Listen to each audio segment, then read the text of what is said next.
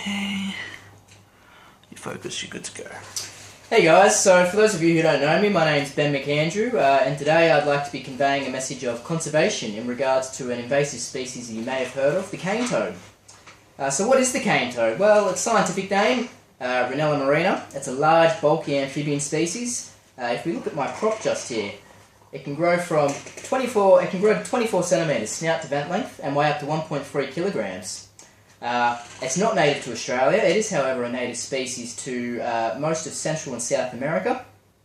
It contains poison glands on either shoulder, quite large ones, and minor poison glands throughout most of its upper body, which can be secreted when it's faced with a threat. It can lay up to 35,000 eggs twice per year. That's a huge amount of eggs. These hatch within 72 hours. And they're sexually mature within 18 months. They feed on a very varied diet. They're a generalist feeder. They'll take whatever they can fit in their mouth. So why is it in Australia? Well, it was introduced by the Australian government as a biological control against a couple of species of beetles that were eating our cane crops and affecting our sugarcane market. So why is it a problem then? Why is it an invasive species? Why do people not like the cane toad?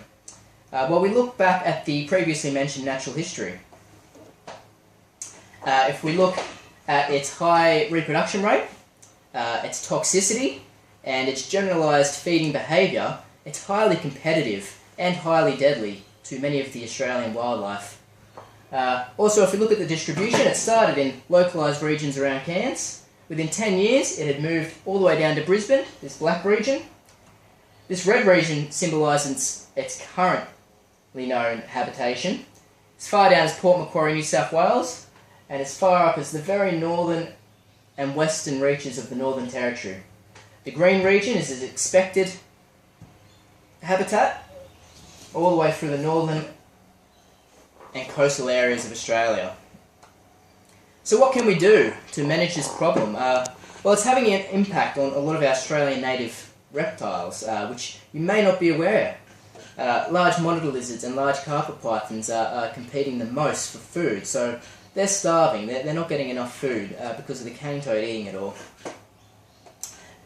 So what can we do to help? It's not recognised as a national pest species in Australia. In fact, the Queensland government doesn't even recognise it as a pest species, so there's not a formal legislative requirement to control it.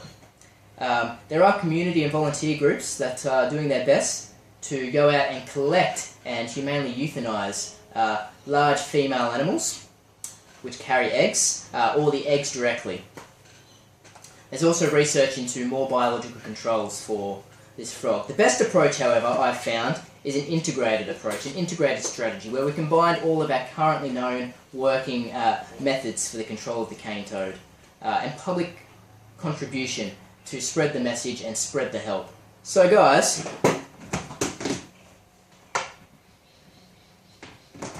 if you want to help our Australian native pythons and the rest of our Australian native wildlife that have been impacted by the cane toad, I strongly recommend the best approach is to talk to your local government and find out what you can do to help. Thanks guys, have a good one.